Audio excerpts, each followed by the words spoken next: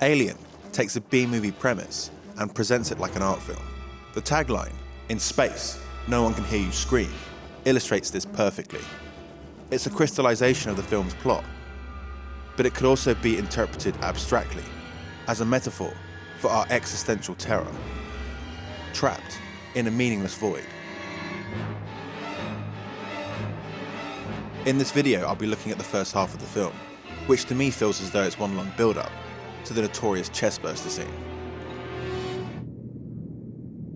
After introducing us to the exterior environment and the Nostromo, Scott brings us into the ship's desolate interior.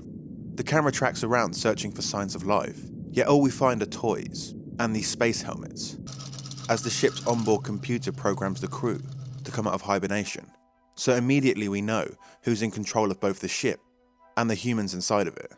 They are mere children under their mother's rule. The first to awake is Kane, who will also be the alien's first victim. The camera circles around the crew members, creating a sense of camaraderie amongst the team. They are like a family, and are captured in group shots. The only one who is singled out is Dallas, the ship's captain, the one who is tasked with communicating with Mother. Mother has decided to reroute the journey. Seems she has intercepted a transmission of unknown origin. She got us up to check it out. A transmission? Out here? The soundscape never lets up. It creates a continuous sense of dread. The audience knows where this is heading. The ship drifts towards the unknown planet with relative ease, until the second it makes contact with the surface of the alien environment. The ship starts to malfunction, forewarning that there are other dangers lurking there.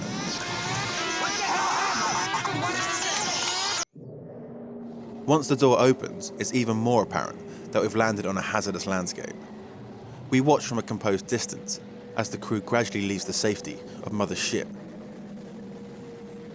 Here the camera is no longer stable. It's handheld with the crew, like a war correspondent, following soldiers into a hostile environment.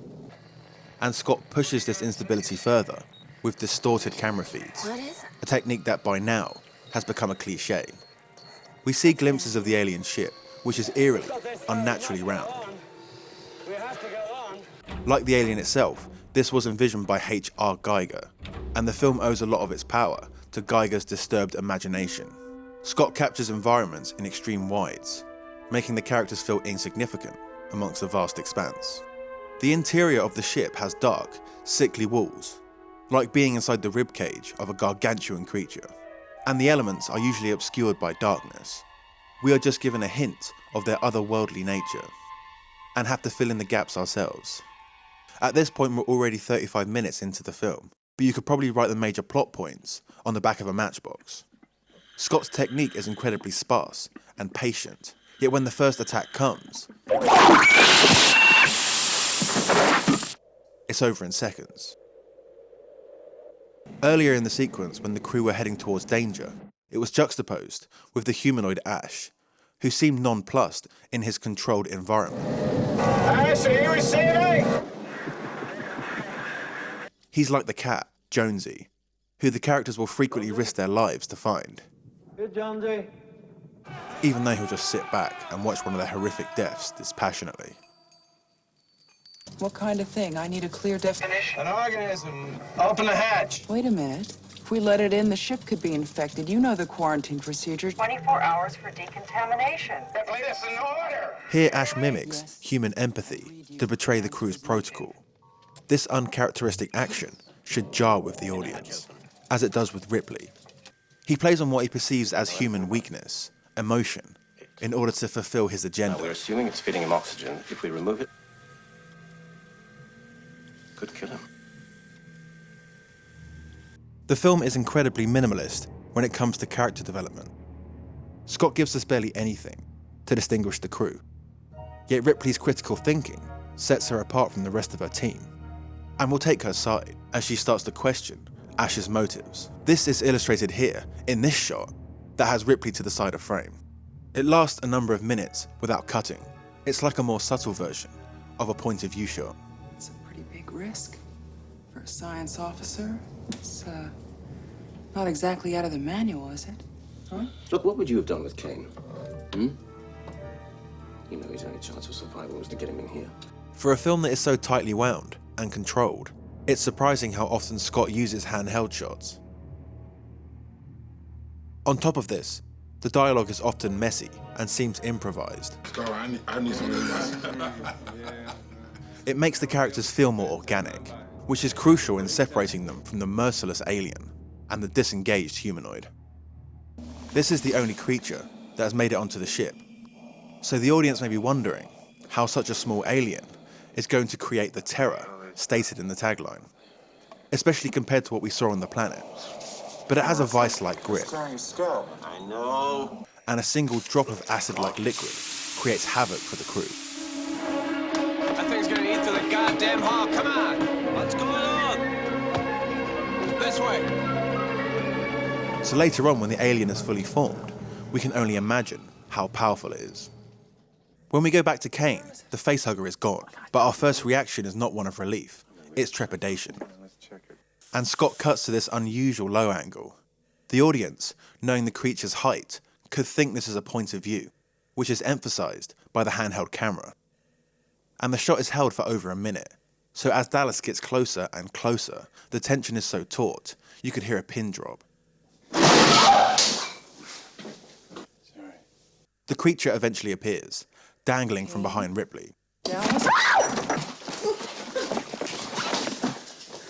This intense shock buries a seed in our mind. This comes to fruition in this scene, where at first we notice the dangling chains that hang from the roof, which later turn into this, when the alien is fully grown. We finally get some momentary relief. The creature is dead, and we've now left the alien planet. Walk in the park. We fix something, we stay fixed, don't we, Brett, baby? Great.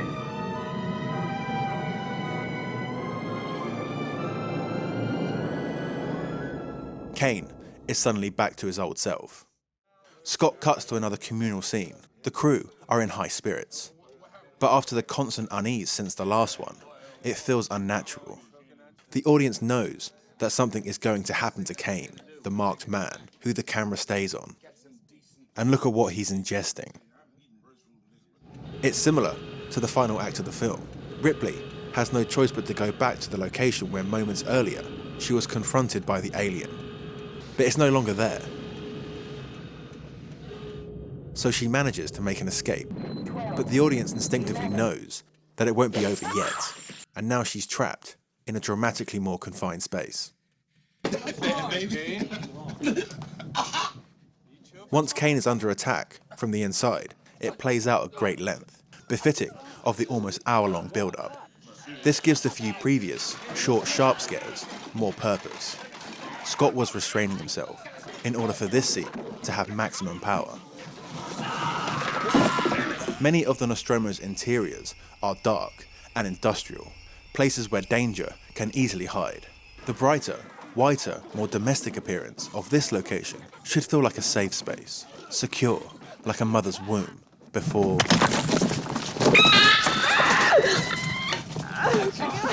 Oh, God!